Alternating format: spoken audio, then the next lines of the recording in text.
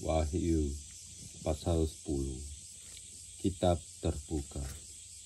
Dan aku melihat seorang malaikat lain yang kuat turun dari surga, berselubungan awan, dan pelangi ada di atas kepalanya, dan mukanya sama seperti matahari, dan kakinya bagaikan tiang api.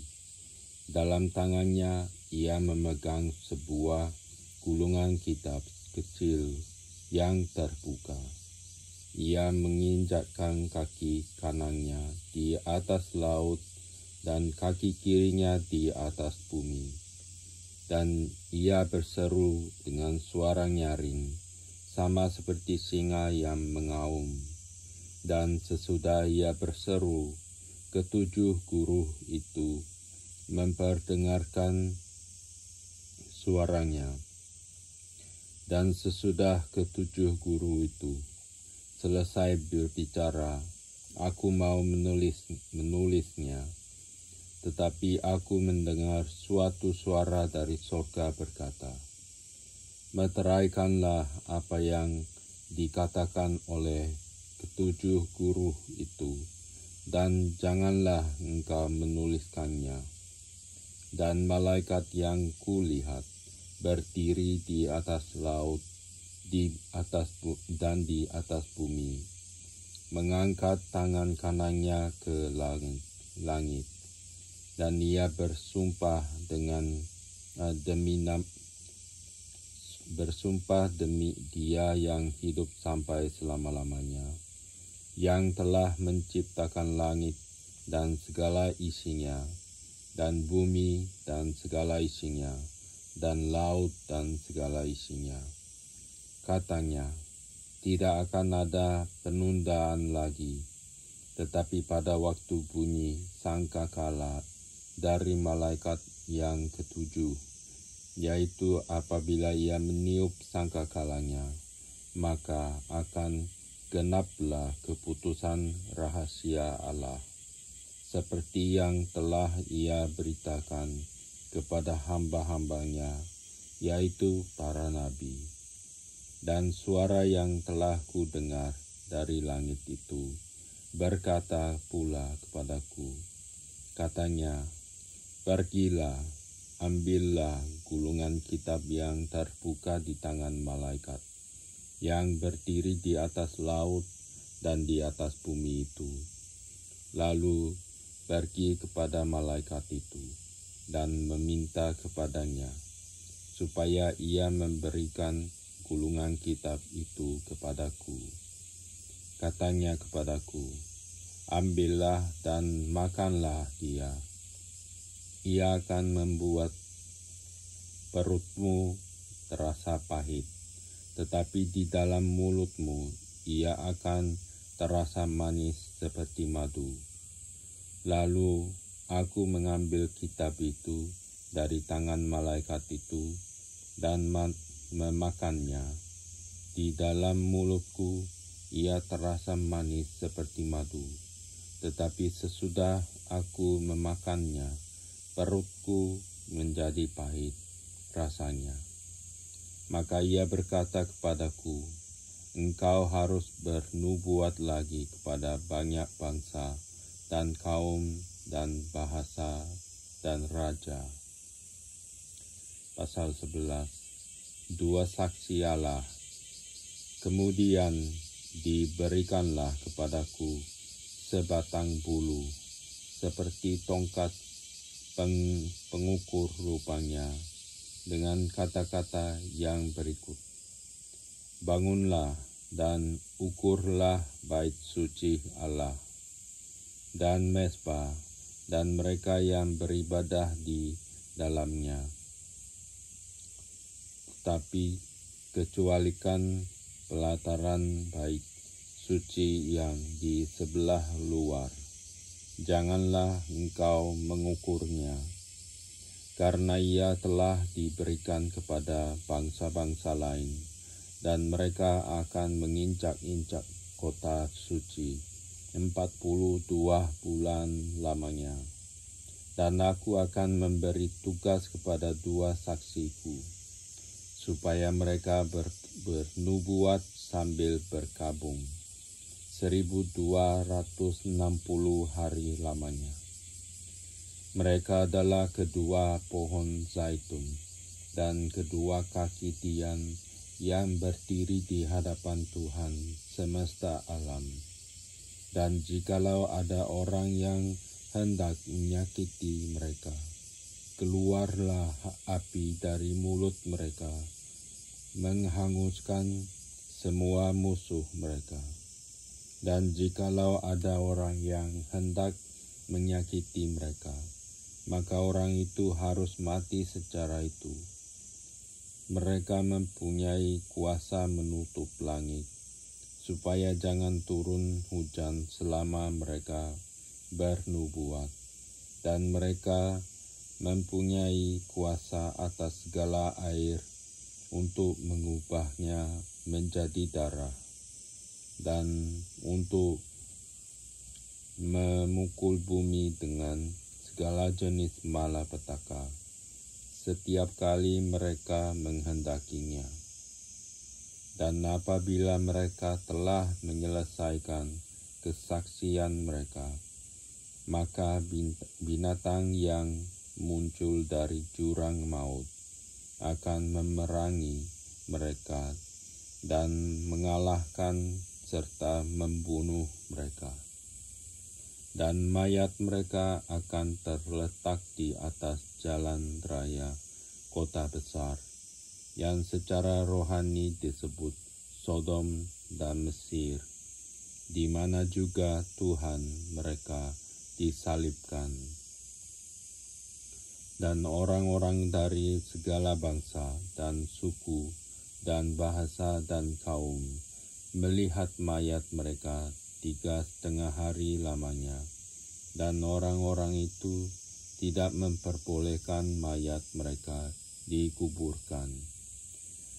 Dan mereka yang diam di atas bumi bergembira dan bersukacita atas mereka itu, dan berpesta dan saling mengirim hadiah, karena kedua nabi itu telah merupakan siksaan bagi semua orang yang diam di atas bumi. 3,5 hari kemudian masuklah roh kehidupan dari Allah ke dalam mereka, sehingga mereka bangkit, dan semua orang yang melihat mereka menjadi sangat takut. Dan orang-orang itu mendengar suatu suara yang nyaring dari sorga berkata kepada mereka, "Naiklah kemari." Lalu naiklah mereka ke langit, diselubungi awan, disaksikan oleh musuh-musuh mereka. Pada saat itu terjadilah gempa bumi yang dahsyat, dan 1/10 bagian dari kota itu rubuh, dan 7.000 orang mati oleh gempa bumi itu. Dan orang-orang lain sangat ketakutan, lalu memuliakan Allah yang di sorga. Celaka yang kedua sudah lewat. Lihatlah, celaka yang ketiga segera menyusul. Sangkakala ketujuh, nyanyian puji-pujian para tua-tua. Lalu malaikat yang ketujuh meniup sangkakalanya, dan terdengar suara-suara nyaring di dalam sorga. Katanya, pemerintahan atas dunia dipegang oleh Tuhan kita, dan Dia yang diurapinya, dan Ia akan memerintah sebagai raja sampai selama-lamanya. Dan ke-24 tua-tua yang duduk di hadapan Allah di atas tahta mereka tersungkur dan menyembah Allah sambil berkata, kami mengucap syukur kepadamu ya Tuhan, Allah yang Maha Kuasa, yang ada dan yang sudah ada, karena Engkau telah memangku kuasa-Mu yang besar dan telah mulai memerintah sebagai Raja, dan semua bangsa telah marah.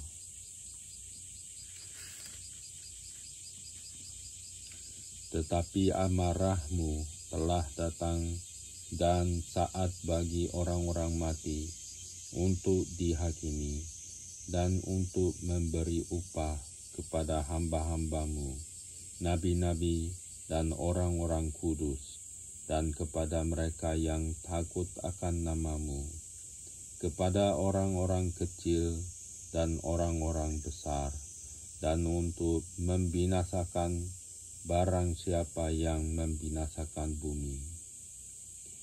Maka terbukalah bait suci Allah yang di sorga, dan kelihatanlah tabut perjanjiannya di dalam bait suci itu, dan terjadilah kilat dan deru guru, dan gempa bumi, dan hujan es lebat. Pasal 12.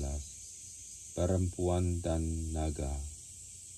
Maka tampaklah suatu tanda besar di langit. Seorang perempuan berselubungkan matahari dengan bulan di bawah kakinya, dan sebuah mahkota dari 12 bintang di atas kepalanya. Ia sedang mengandung dan dalam keluhan dan penderitaan hendak melahirkan, ia berteriak kesakitan. Maka tampaklah suatu tanda yang lain di langit, dan lihatlah seekor naga merah padam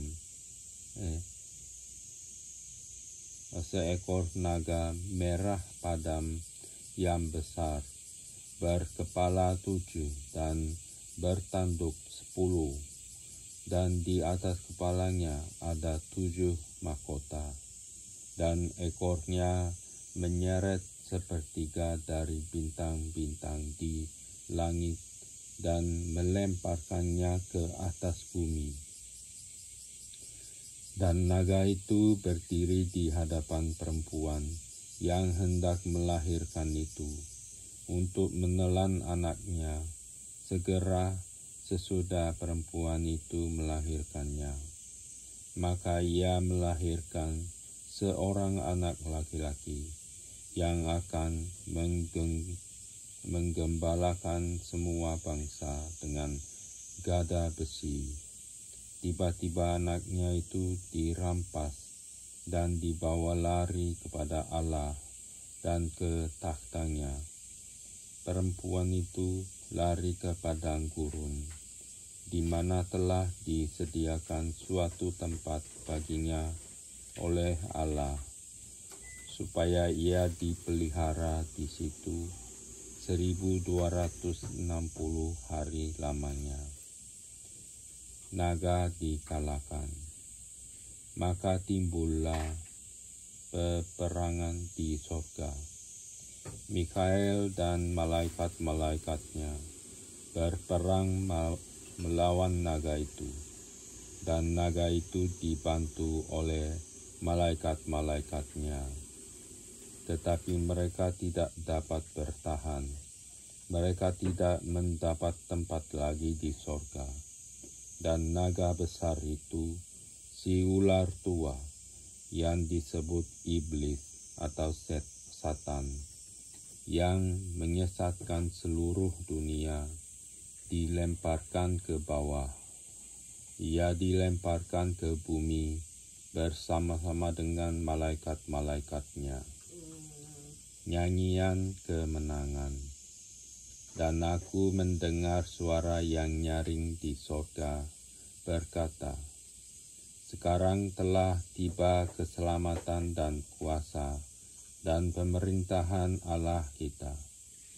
dan kekuasaan Dia yang diurapinya, karena telah dilemparkan ke bawah. Pendakwa saudara-saudara kita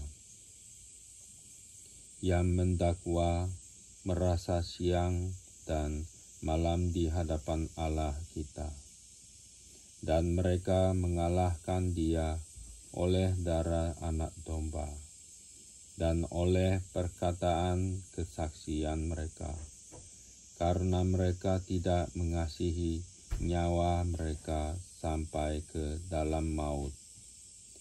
Karena itu bersukacitalah, hai sorga dan hai kamu sekalian yang diam di dalamnya.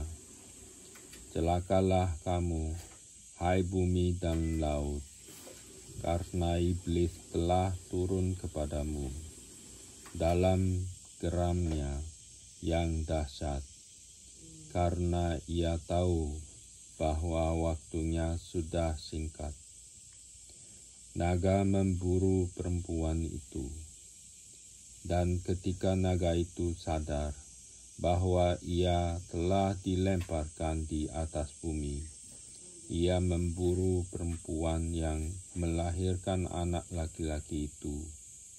Kepada perempuan itu diberikan kedua sayap dari burung nasar yang besar, supaya ia terbang ke tempatnya di padang gurun, di mana ia dipelihara jauh dari tempat ular itu selama 1 masa dan 2 masa dan setengah masa. Lalu ular itu menyemburkan dari mulutnya air sebesar sungai ke arah perempuan itu, supaya ia dihanyutkan sungai itu. Tetapi bumi datang menolong perempuan itu. Ia membuka mulutnya dan menelan sungai yang disemburkan naga itu dari mulutnya.